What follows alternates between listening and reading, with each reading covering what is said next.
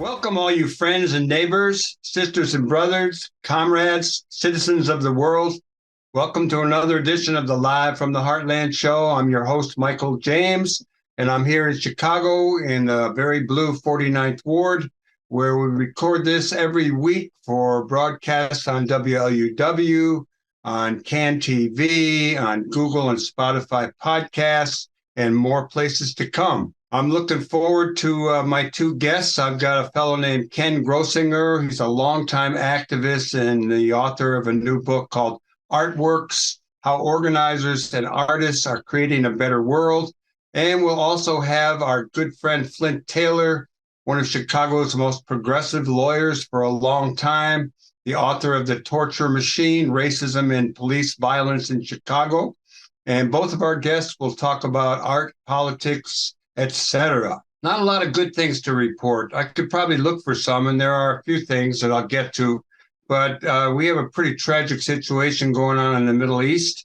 Our Congress is still a mess. Harry Porterfield, a longtime WLS-TV newsman, violinist and jazz fan, he passed away. But most impacting for me and a lot of people who listen to this show would be our very good friend, our comrade, our longtime pal, Marilyn Katz, passed away. Just 2 weeks ago, maybe it was 3, Marilyn came on the show, and the last thing we talked about was the Middle East, and this was just before the current situation broke out. So you can actually, if you go to youtube.com/heartlandmedia, you can find a lot of interviews with Marilyn, and our engineer, Hal James, and I will put together some of those segments to run on the show. Marilyn was a wonderful person. I've knew her since 1966. I had come east back to Chicago from Berkeley to work in Uptown with Join Community Union, organizing mostly Southern white migrants, but not all. There was all kind of folks involved in Join. And I remember Rennie Davis and I went up to Northwestern and we met with some students, including Marilyn. And Marilyn stood out and was very enthused. And before I knew it, Marilyn was working in Uptown. She lived with my sister Melody. She was just, what a foe for people who went up against her, whether it be the police or the city or whatever. She was a great organizer, learned a lot while she was at Join, and then took a prominent role during the 1968 Democratic Convention protests and went on to do a lot of other things. Some of you will remember people, hundreds, thousands of people wearing those little buttons that said, "No Iraq War." And that was Marilyn. Marilyn really put together the rally where both Obama and myself were speakers. And I knew Marilyn was sick. I knew she was carrying on being very political. She had just written a piece about the legacy of Fred Hampton should be taught in the Chicago public schools, came on the show, talked about it, and she just passed away. So we're recording this on a Wednesday. I'm going to Shiva tonight, and you'll hear more about Marilyn from us over the weeks to come. Sad situation. Our hearts go out to all of her family and her good friends. On the good news front, some strikes have been settled. The United Auto Workers settled. And Sean Fain, the union leader, he was from kind of a rebel caucus. He was not an establishment figure. He said, once again, we have achieved what just weeks ago we're told was impossible. And he's talking about when they settled with Stellantis. They settled with all 3 of the big automakers here in the States, which would be Ford, Stellantis, which was Chrysler, and General Motors. And he says, at Stellantis in particular, we have not only secured a record contract, we have begun to turn the tide in the war on the American working class. Going into these negotiations, the company wanted to cut 5,000 jobs across Stellantis. Our stand-up strike changed that equation. Not only did we not lose those 5,000 jobs, we turned it all the way around. By the end of the agreement, Stellantis was willing to add 5,000 jobs. We are truly saving the American dream. And he goes on to talk about the plant in Belvidere, which is, if you're heading to Wisconsin, like up to Madison, you pass it, still in Illinois. 8 months ago, Stellantis idled Belvidere assembly plant, put 1,200 members out on the street.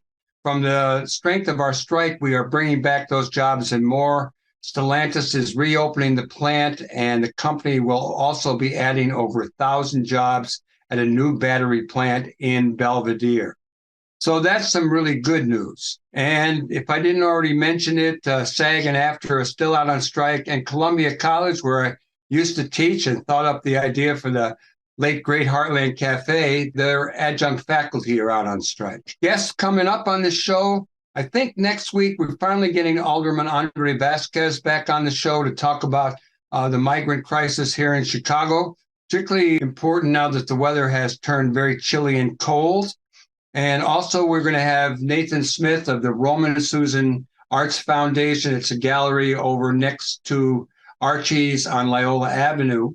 And those two people will be coming on for our next show. Let's see. On the sports front, I got to say, I've really enjoyed watching the Bulls. The last two games I watched, they won. And that was really good. So I think I'm going to leave it with that for the banter. Once again, I've got two guests coming up. We've got Ken Grossinger and Flint Taylor. And we'll be right back after a little music and talk with one of our guests. Welcome back to more Live from the Heartland. I'm Michael James here in Chicago, the center of the universe. And it brings me a lot of pleasure right now to bring on a new friend. Our old friend, Heather Booth, a longtime activist and the founder of Jane, the Underground Abortion Network back in the day. She got a hold of me recently and said, I know a guy who has a beautiful new book out. His name is Ken Grossinger. And would you want to have him on your show? And I said, certainly. And then I got in the mail this very beautiful book. Very nice. And it's called Artworks, How Organizers and Artists Are Creating a Better World Together. That's something that strikes my fancy all the time, how we bring people together and how we use art to do it. So it gives me a lot of pleasure to bring on my new friend, Ken Grossinger. Hello, Ken. Thank you, Michael, for that introduction. I've been looking forward to meeting you, and I've been looking forward to our discussion. Where are you located? I live half-time in Washington, D.C., and the other half in Colorado. Ah, nice. Two good places. One of them needs to get the vote. Exactly. Which is where my registration is. We're going to talk a little bit about your history, but first, why don't you give us and our listeners and our viewers, but we have both, a little overview about what the book is about. So essentially, Michael, it focuses on collaborations between artists and organizers. And it does that through the lens of the civil rights and Black Lives Matter movements, through the lens of immigrant and environmental justice, and also takes a look at the role of a couple of institutions, foundations and museums, and the extent to which they support or disrupt social change strategies. Aha, I'm going to ask you about that. Well, let's just do it right now. What are the foundations that obstruct it, and what are some that enhance it? So cultural philanthropy, as you know, has had a problematic past. It was driven by white philanthropists who invested their funds in elite art institutions and tried to define the value of art based upon the things that they liked. And one result of that was that these major museums were exhibiting mostly white artists and had mostly white boards and mostly white staff. And so we have had a long list of issues that are related to race, gender, identity, and class because of that history. But what I write about in the book is more hopeful because there are transformative initiatives taking place within philanthropy, and I'm happy to share one with you. It's called the Art for Justice Fund. It was started by a woman named Agnes Gunn, Aggie, her friends call her. And what Aggie did was to see Ava DuVernay's film 13th, which traces the slave trade, the Atlantic slave trade through mass incarceration and connects the dots. And she called up Darren Walker, the president of the Ford Foundation, the next day and said, Darren, we have to do something to end mass incarceration. And so Darren convened a meeting that included Elizabeth Alexander, who now runs the Mellon Foundation, Brian Stevenson, who your listeners know from the Equal Justice Initiative, and others to figure out how to move forward. And Aggie had an idea. in 1962 or 63, she bought one of Roy Lichtenstein's paintings and called The Masterpiece. And while Roy is no longer with us, his wife Dorothy is. And Aggie calls up Dorothy and says to Dorothy, how would you feel about me selling one of Roy's paintings to create a fund to end mass incarceration? So Dorothy loved this idea. The painting sold for $160 million. She invested $100 million of that 160 into creating the Art for Justice Fund. And the significance of it is that it's a spend down foundation. So they're not set up in perpetuity. They want to end mass incarceration now, but they take their lead from the families of those that are incarcerated, who help inform their funding decisions. So you don't have a classic model where you've got a program officer making some recommendations about what they think is going on. You've got people who are living and walking the walk and talking the talk that are driving. And 30% of the recipients of the Art for Justice Fund are actually people that are incarcerated or their family members, and the other money goes to places that they help direct. Well, that's something I'm going to look into, the Art for Justice Fund, and I imagine people, our listeners and viewers, can find it. In reading your book, I really, it brought back a lot of memories. It brought back me driving the SNCC Freedom Singers back from Lake Forest College in 1963 or 4, I'm not sure, back to Hyde Park. It brought back the United Farm Worker memories and the Teatro Campesino. Tell us a little bit about some of the different cultural influences, artistic influences that you came up with on working with organizers, whether it be SNCC, whether it be farm workers, whether it be SDS, whether it be Black Lives Matter. Give us a few examples. I start the book with a discussion of SNCC because in some ways SNCC, the Student Nonviolent Coordinating Committee, was a model. It was kind of a blueprint for linking culture and organizing, cultural organizing with political and community and labor organizing. And it did so, as you know, in many ways. The very first staffer that they hired, I think, was Jane Stanbridge, who was a poet. I know. I loved her poems. I loved her poems. Bernice Johnson Reagan was the fourth person that they hired, one of the founders of the Freedom Singers, but also one of the founders of Sweet Honey in the Rock. Right. And so if you look at the trajectory of what SNCC has done, it was very powerful. And I'd like to share another story about this question of art. And the point that I want to make about it is that art is not just a reflection of social movements or social change or social conditions. It's not just a reaction to it, but it's a contributor to social change. And James Foreman, the head of SNCC, knew that. And he knew that they needed to provide incontestable visual evidence of the brutality of white supremacy in the South. And art was one way to do that. And so he hired someone who you know or know of, Danny Lyon, a young... on his motorcycle down Lakeshore Drive one time.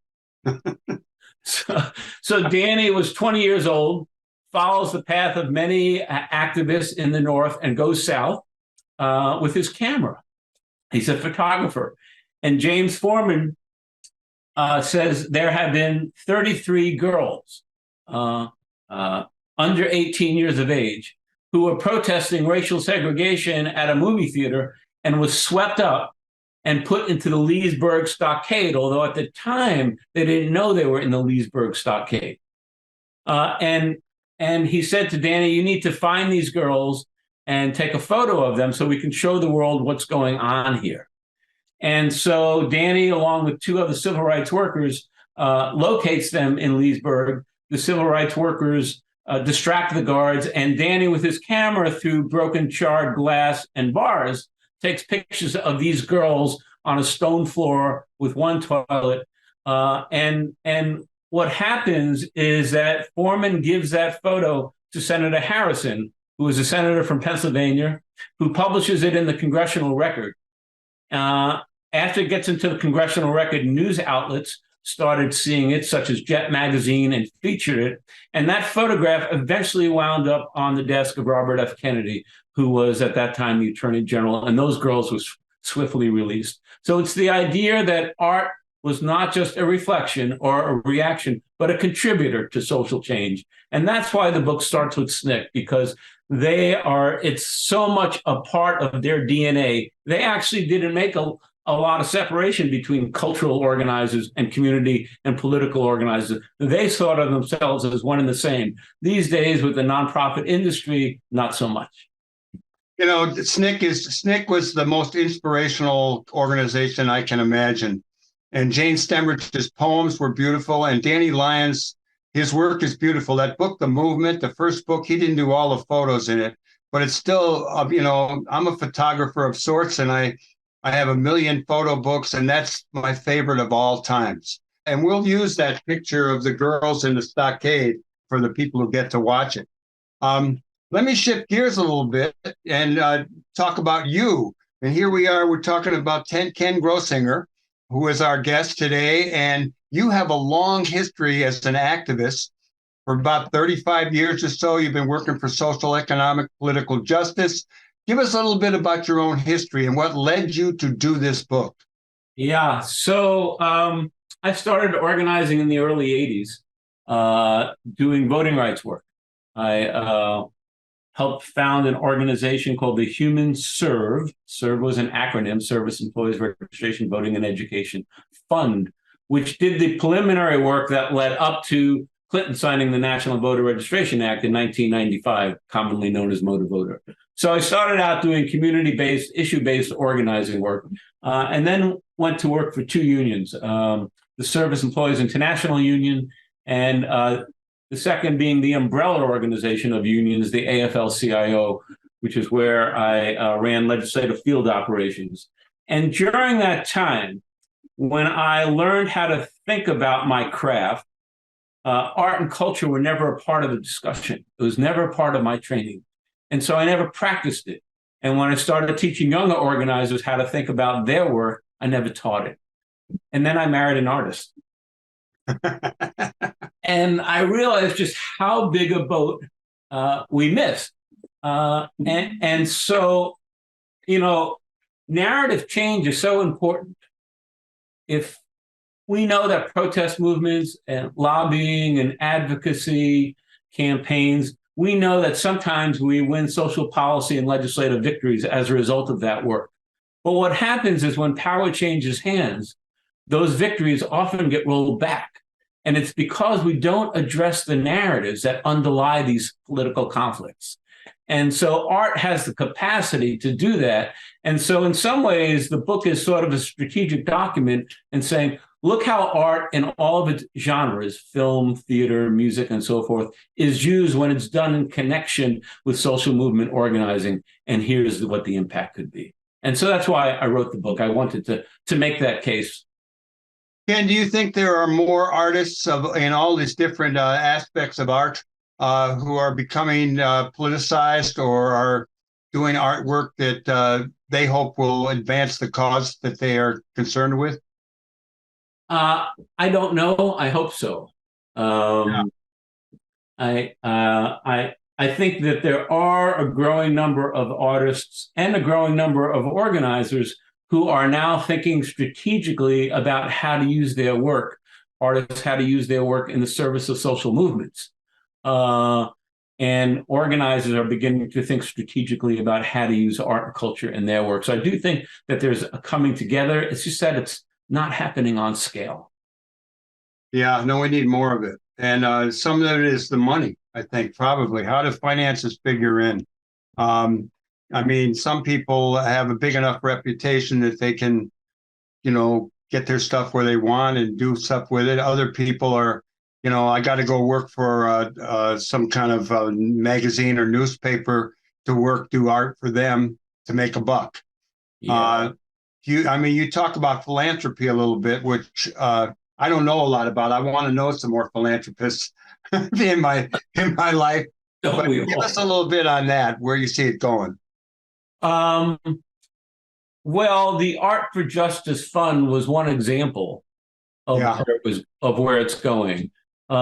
It's a little bit complicated is not the right word, but there are clearly some obstacles to collaboration between artists and organizers. And I think philanthropy is beginning to cut through some of those. So, for instance, if you're the League of Conservation Voters, you've spent tens of thousands of dollars on polling to figure out how to deliver a climate change message.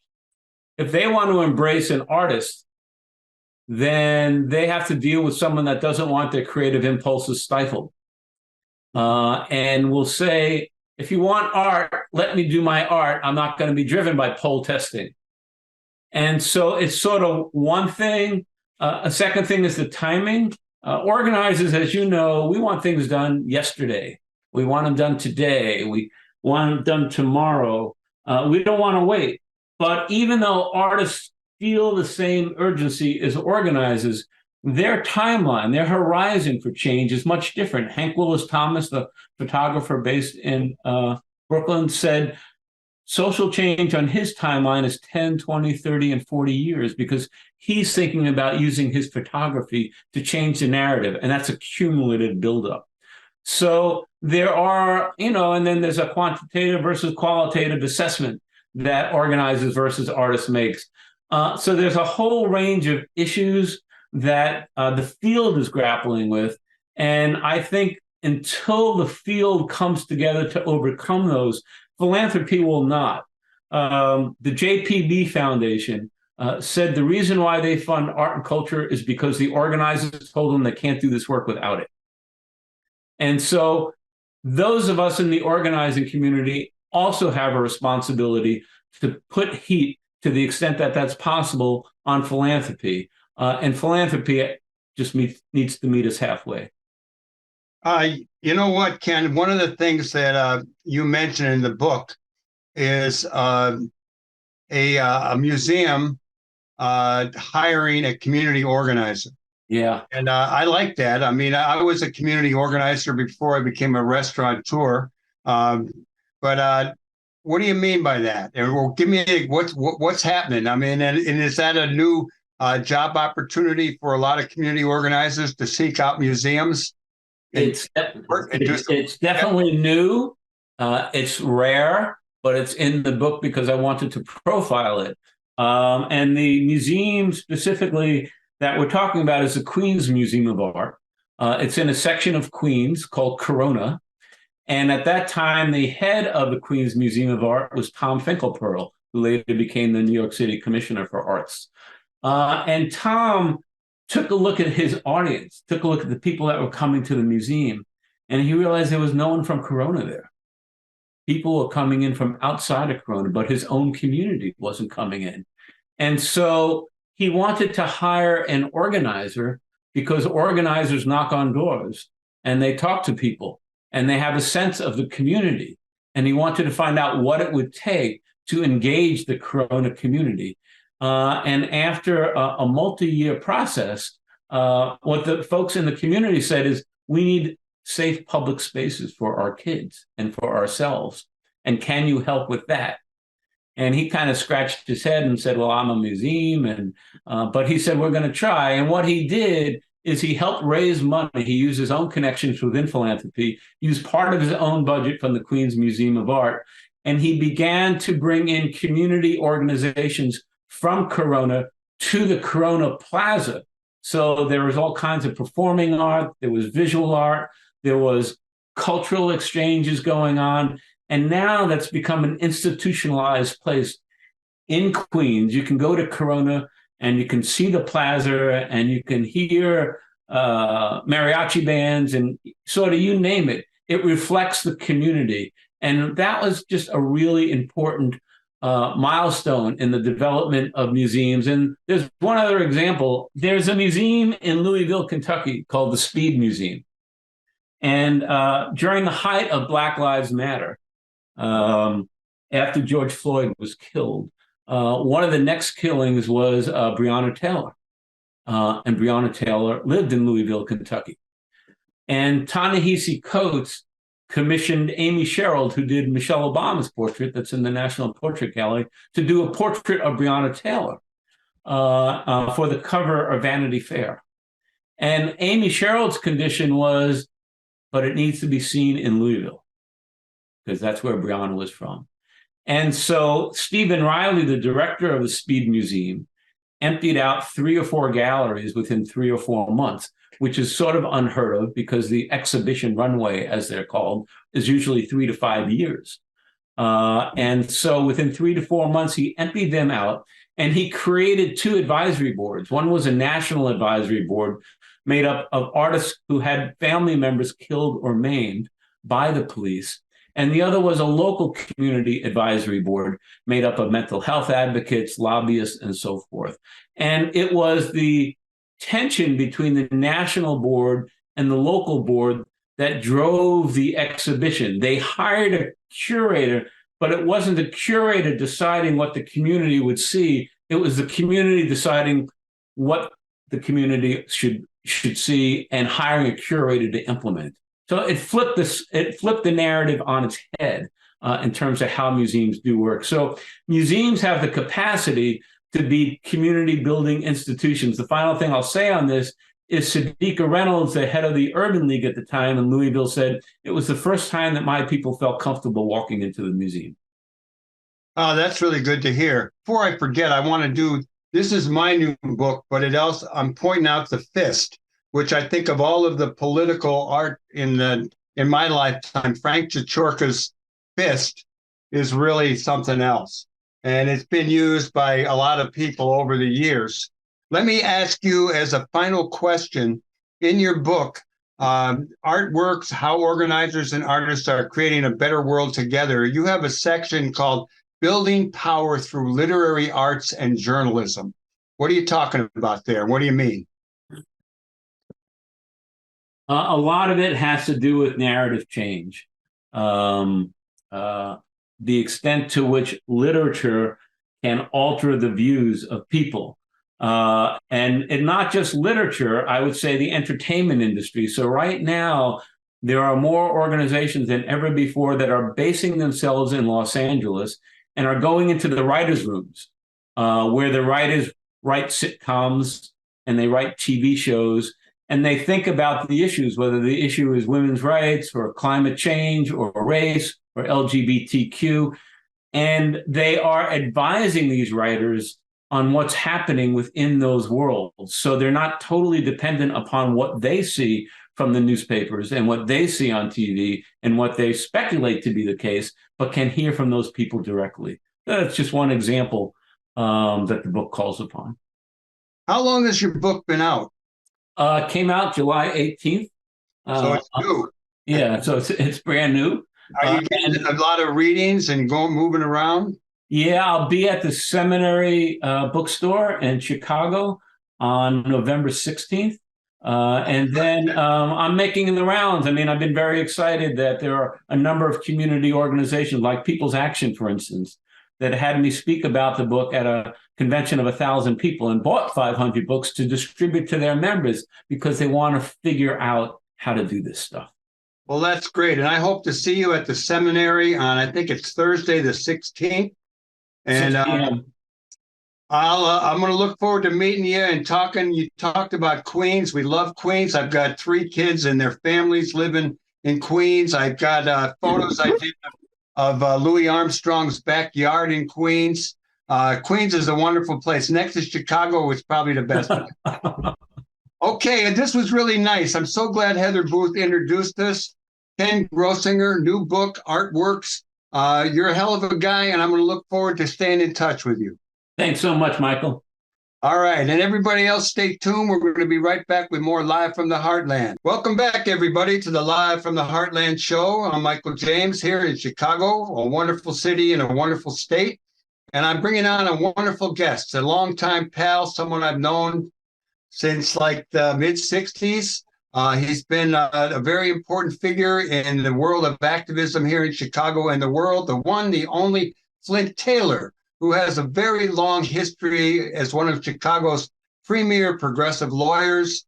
He's from the People's Law Office. He's had a lot of cases, the Fred Hampton case, torture cases with the Burge thing. He comes to my class at DePaul. It's good to see you twice in a week and a half, Flint. It's good. It's good, man. It's good to see you as well.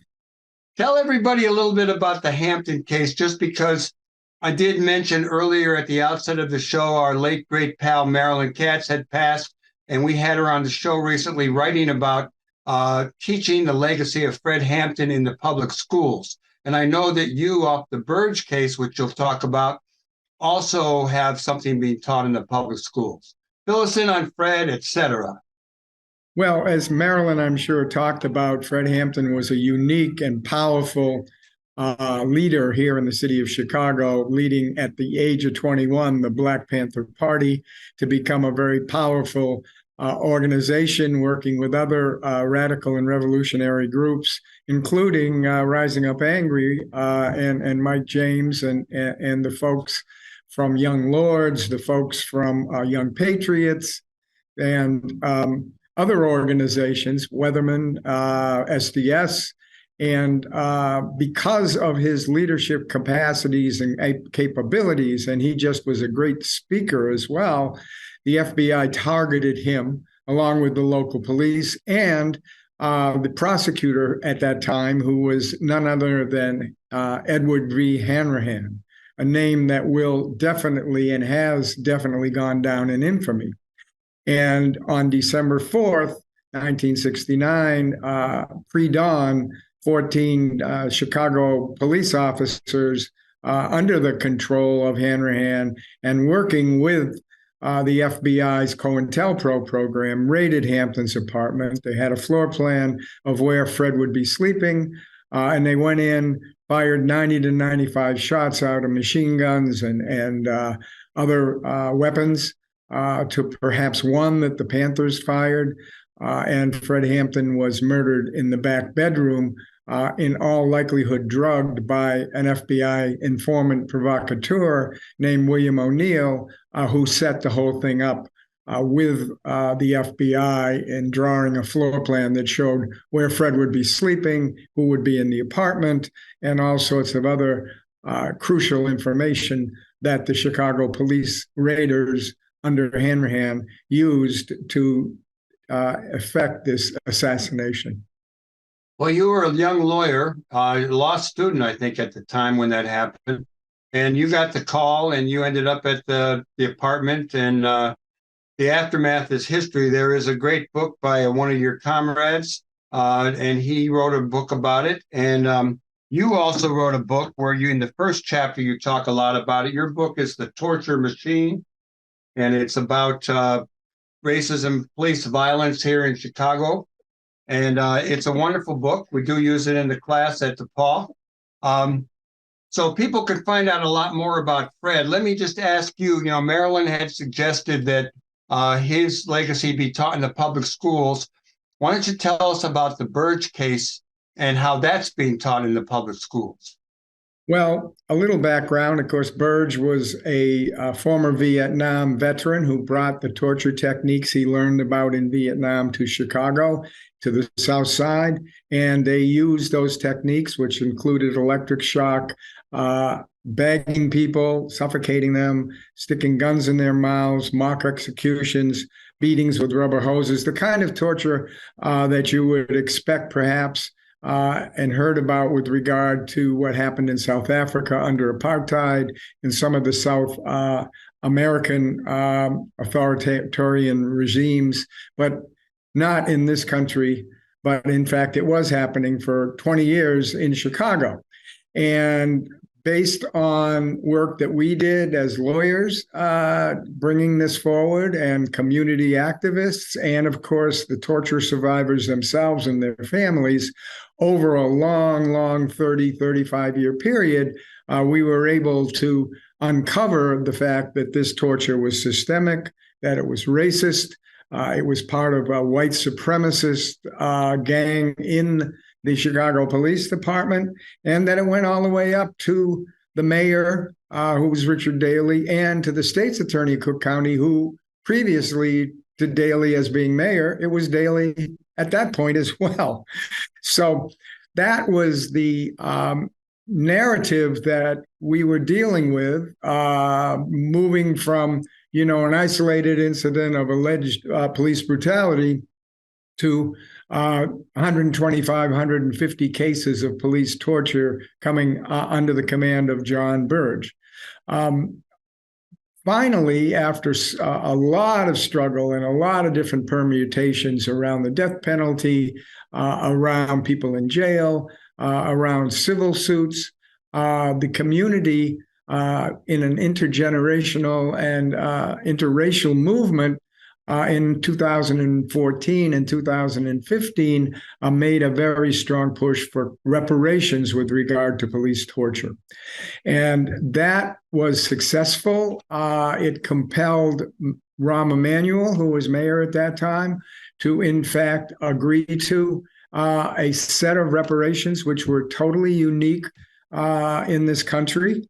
And what it included was not only compensation to torture survivors, and not only a torture center, which is up and running on the south side of Chicago, a mayoral apology, but as points towards what Marilyn was talking about, it was also incorporated in these reparations that the torture scandal, the truth about the torture scandal, would be taught to 8th and 10th graders in the Chicago public schools every spring as part of the semester. And that has been going on for several years. There was some pushback, particularly on the northwest and southwest sides, but by and large, it is operative in the CPS, and it has a real impact on young people, many of whom in the communities of color have suffered through similar kinds of wrongful convictions, police brutality. And so it really gives a historical context to it all. So Marilyn was talking about, as I understand it, a similar type of program in the Chicago public schools, or where there would be a section taught about Fred Hampton. And that obviously would be a very important thing to make happen. There's some upheaval now at CPS and at the Chicago Teachers Union because Brandon Johnson and people working with him and under him at the union have moved over to work with him in the mayor's office. And some of those people were instrumental in the reparations teaching. So there'd have to be some real work and outreach done, which unfortunately, now that we've lost Marilyn, she won't be able to do that. But it's certainly a worthwhile project to try to have a similar type of section taught to students in the CPS about Fred and the Panthers. That'll be good. Let's just continue. I think we have a number of things that we wanted to talk about, but since you brought up the Burge torture cases, why don't you bring up the situation? There were the Wilson brothers. One of them was a shooter. The other one got put away for 36 years, and there's been a change in that. He's out now. How about talking about that, Burge, et cetera? Well, the granddaddy case that led to the unpeeling of this onion of torture, well, the Wilson brothers case. And they were charged and arrested for killing 2 white police officers in February of 1982. As it turned out, Andrew Wilson shot both of the officers while Jackie, the brother, stood by basically in shock. But they were both charged after they were tortured brutally at Area 2. And they both, of course, were convicted. Andrew got the death penalty and Jackie got life in prison. And a great deal of legal machinations went on after that. And in a civil case for Andrew, we ended up being the lawyers, and during it, we uncovered much of this evidence that I've been talking about, that it wasn't just Andrew and Jackie that were tortured, but there was a long history of similar types of torture by Burge. Well, Jackie was kind of the forgotten brother. And after he was convicted, he got a new trial. He was convicted again. And the prosecutor who was involved in reconvicting him in 1989 manufactured evidence, because without Andrew standing trial with Jackie, they didn't have the power of guilt by association. So they got a snitch by the name of William Coleman, who was a notorious liar and felon, international. And he falsely claimed that Jackie had made some admissions to him in the jail.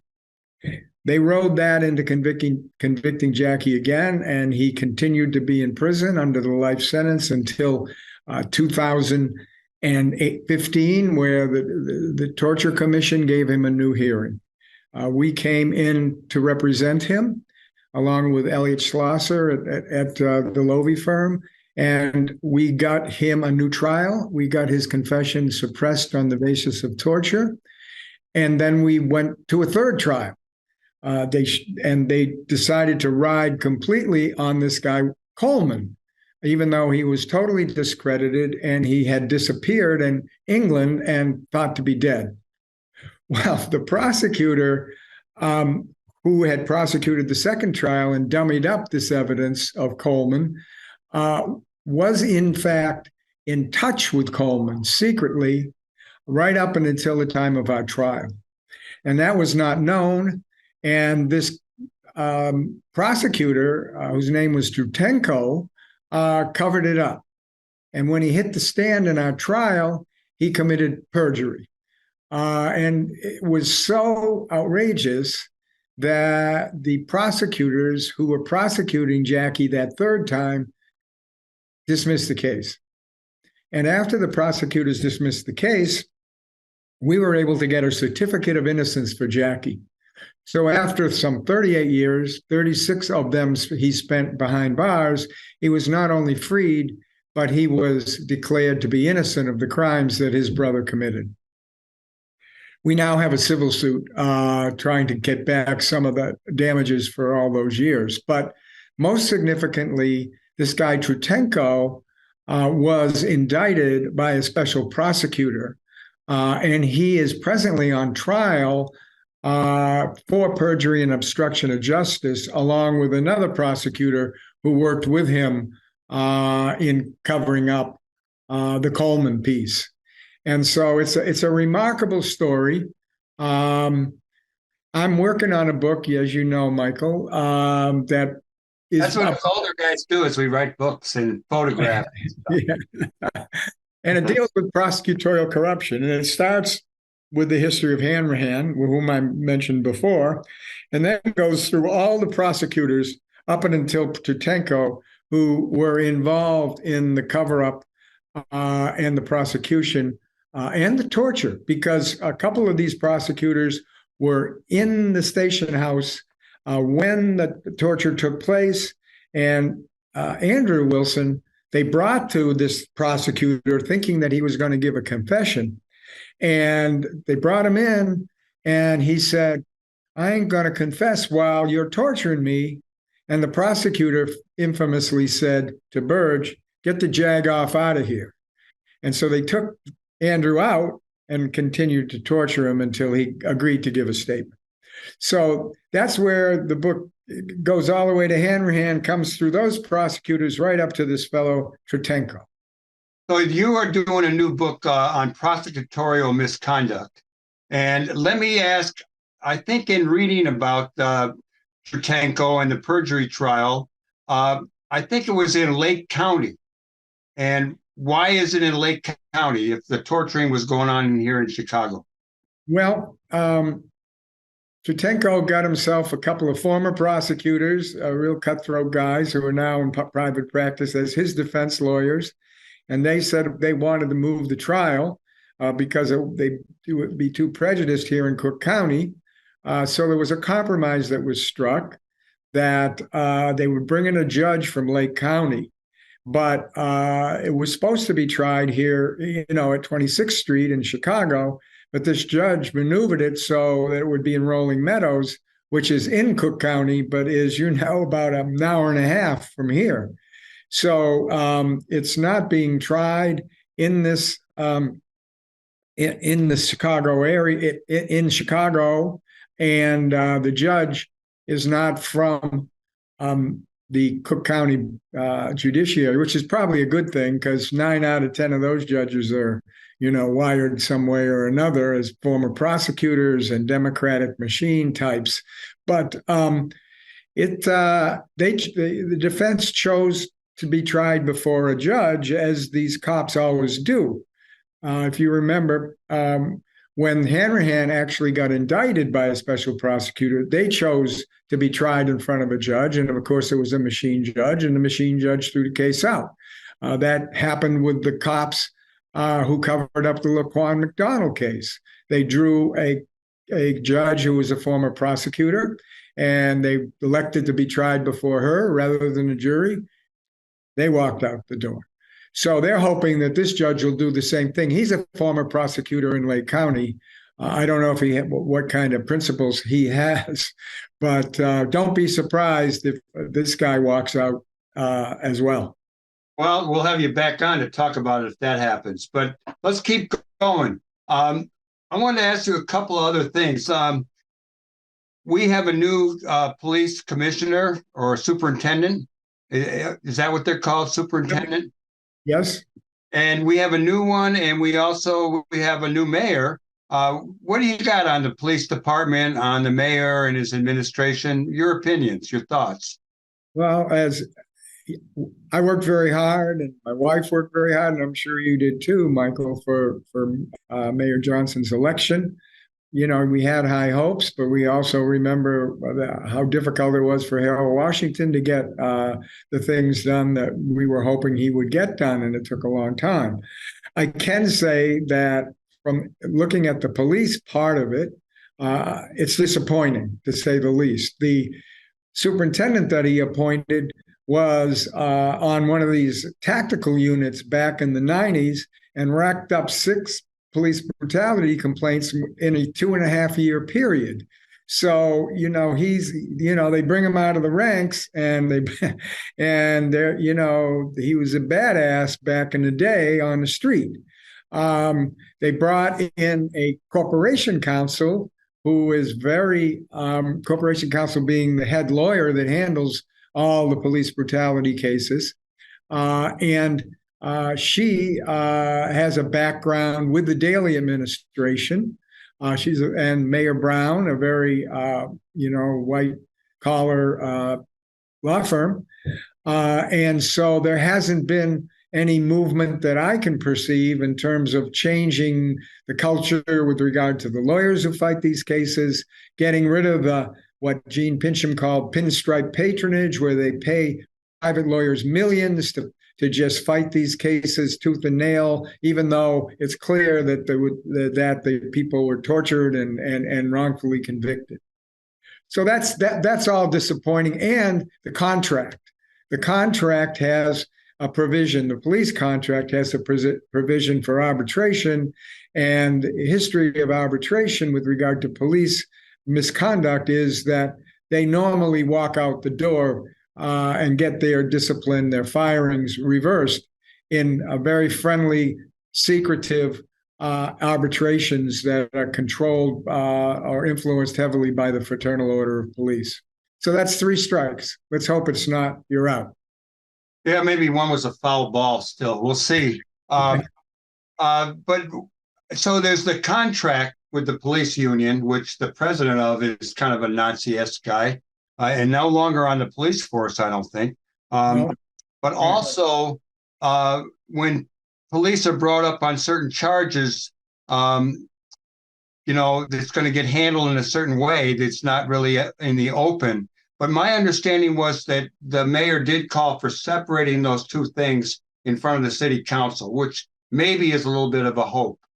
I did meet the mayor last week. I mean, I didn't bug him and raise any of this stuff.